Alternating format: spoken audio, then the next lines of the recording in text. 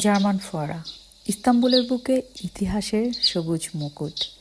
এই ছোট্ট গম্বুজের নিচে লুকিয়ে আছে দুই সাম্রাজ্যের বন্ধুত্বের গল্প। আসুন শুনি কি এই গল্প। ইস্তাম্বুলের প্রাণকেন্দ্রে সুলতান আহমেদে দাঁড়িয়ে আছে এক অপূর্ব সৌন্দর্য স্থাপনা, জার্মান ফোয়ারা, যা অনেকেই জানেন না। প্রথম দেখায় মনে হবে এটি শুধু একটি সুন্দর ফোয়ারা, কিন্তু এর প্রতীকী স্তম্ভ, প্রতিটি নকশা বহন করে শত বছরের ইতিহাস। 1901 সালে নির্মিত এই ফোয়ারাটি ছিল জার্মান সম্রাট কাইজার উইলহেলম দ্বিতীয় এর উপহার অটোমান সুলতান মোহাম্মদ হামিদ দ্বিতীয় এর জন্য। এটা উপহার স্বরূপ দিয়েছিলেন জার্মান সম্রাট। অদ্ভুত বিষয় হলো এটি পুরোপুরি জার্মানিতে তৈরি হয়েছিল, তারপর খণ্ড খণ্ড অংশে জাহাজে করে আনা হয় ইস্তাম্বুলে এবং এখানে এসে জোড়া লাগানো হয়। কি অদ্ভুত সুন্দর, তাই না? প্রত্যেকটা নকশা, প্রত্যেকটা কারুকাজ আপনারা দেখতে পারেন। ভাবা যায় খণ্ড খণ্ড টুকরা জার্মানি থেকে এনে ইস্তাম্বুলে এনে জোড়া লাগানো হয়েছে এই ফোয়ারাটি। সবুজ তামার গম্বুজের নিচে তাকালেই চোখে পড়বে ঝলমলে সোনালি মোজাইক, যা রাজকীয় ঐশ্বর্যের প্রতীক।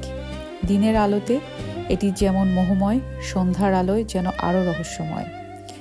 আপনারা একটু খেয়াল করলে দেখবেন আমার ভিডিওটি রোদের আলোতে আছে, একদম চকচক করছে।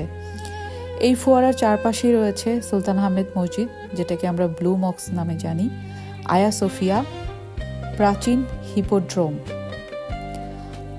অর্থাৎ এক জায়গায় দাঁড়িয়ে অনেক দাঁড়িয়েই আপনি ছুঁয়ে ফেলতে পারেন শতাব্দীর ইতিহাস।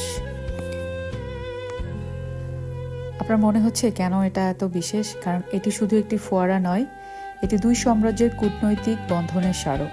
এটি শিল্প, রাজনীতি ও স্থাপত্যের এক অপূর্ব মিলন। ইস্তাম্বুলে গেলে সবাই ব্লু মসজিদ দেখে, কিন্তু খুব কম মানুষ জানে ঠিক পাশেই দাঁড়িয়ে আছে এই নীরব ইতিহাসের সাক্ষী জার্মান ফোয়ারা, যা আপনি সুলতান আহমেদ আরও 5টা স্থাপনার পাশাপাশি এটাও আপনারা দেখতে পারবেন। 1901 সালে জার্মান সম্রাট কাইজার উইলহেলম দ্বিতীয় অটোমান সুলতান আব্দুল হামিদ দ্বিতীয়কে উপহার দিলেন এই অবাক অসাধারণ স্থাপনা। ইস্তাম্বুলের হৃদয়ে, যেখানে ইতিহাস প্রতিটি পাথর কথা বলে, সেখানে নীরবে দাঁড়িয়ে আছে এই রাজকীয় সৌন্দর্য জার্মান ফোয়ারা। কেমন লাগলো জানাবেন। ধন্যবাদ।